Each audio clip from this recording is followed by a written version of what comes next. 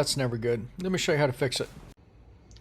All right, I'm going to show you how to do this. So we want to make sure that our run switch is in the run position. I'm going to try and do this one-handed. This is just setting on here loose, but you want to hold this reset button here and turn the ignition on at the same time. Okay, so we are in diagnostic mode right now. You can see that we have this bank one, I think they call it. So it says clear. So as I cycle through these, 2, 3, 4, 5, 6, 7, 8, and now I have a problem. Okay, so if I take a look, I have something there. It says set. If I go one more, it looks like 9's clear, 10's clear, and then I have this Cal 003, which you'll see when we Google that, that's an issue. Okay, and that starts over. So if we go back through here, just to double check, we got that, the 08 set, and then we have that Cal 3 as an issue, okay? So let's go research that code and see what we come up with. So if you do a quick search on the internet, you're going to see you get this generic message that just basically says a sensor calibration issue, gives you some stuff that you can look into. As I looked through these, thought, well, what could I do quick? What could a do-it-yourselfer do?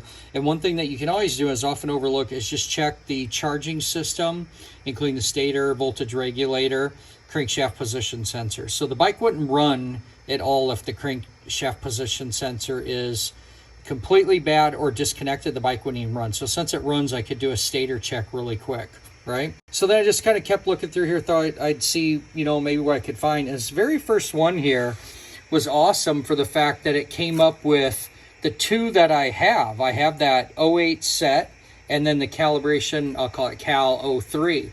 So let's look into that, and you'll see his first thing on the top answer is the gauge code could indicate a voltage issue, usually suggests the regulator. And this is where it got me the information on where I wanted to try and go with this. And this very first top answer here, thanks to PJ on this, was a faulty regulator stator.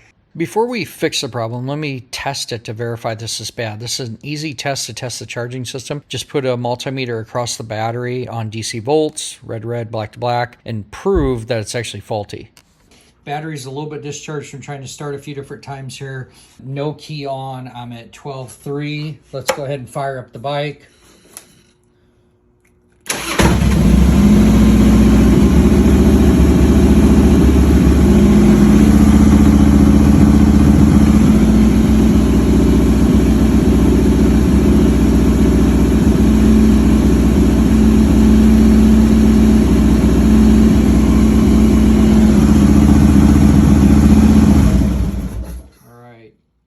Really high voltage. What that is, we'll look it up here, means we need to replace the regulator rectifier, but I'm going to prove that I can make that code go away simply by disconnecting the regulator rectifier to prove that that's the problem.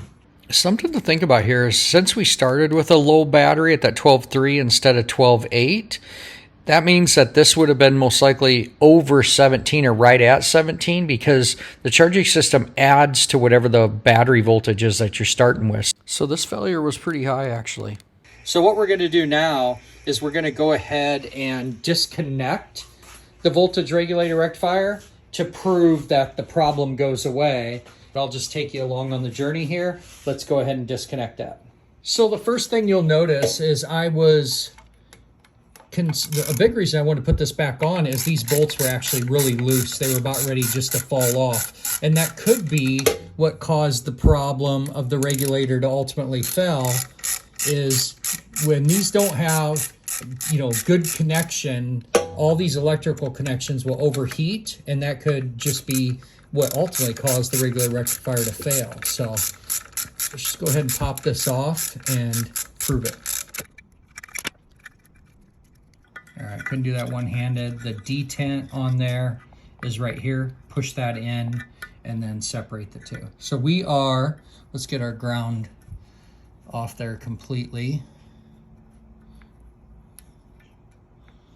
We are completely disconnected from the stator and the regular rectifier. Let's fire the bike back up and recheck our voltage output. What we would expect to see now is just no change in voltage.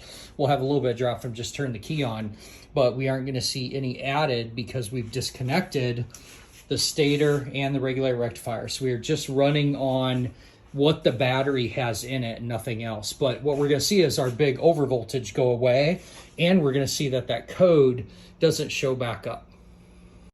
All right, let's see with key on.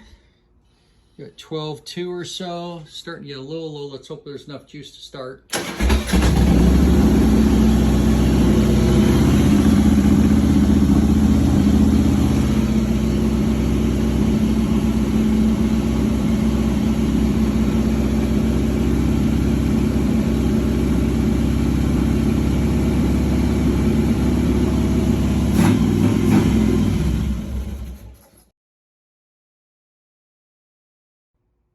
We are good to go. So as you can see, that confirms that at a minimum, we have a problem with that regulator rectifier. So an overvoltage issue can really hurt things. So with that failing, that's a fail-safe mechanism to not hurt like the ECM or anything else. I did notice one bulb was burned out. That could be from that. So we'll go around and start to check all the lights and see. That might just be coincidental that that's burned out. Let's see here, we got a headlight switch here. Ooh, looking pretty lucky so far. How about tail lights? And turn signals. That one's good. Hey, not blinking though.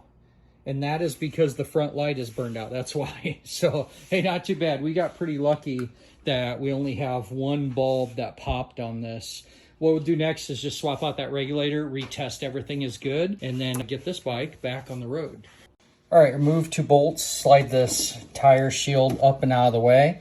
You do not have to remove the tire. There's the breaker, that wire right here with the yellow marker on it. That is the one coming from the regulator underneath the pipe into the front of the motorcycle. If you look at your new one, these leads may be significantly longer than OEM. You have to address that, but this is the one that I need to put on that breaker. All right, let's fire this back up. I'm gonna run my own fuel to the carb. I just got the dash bungee corded up here, a meter on here, and we are gonna see if we were more in that 14.5, maybe 15 max range to have that problem go away. Let's see here.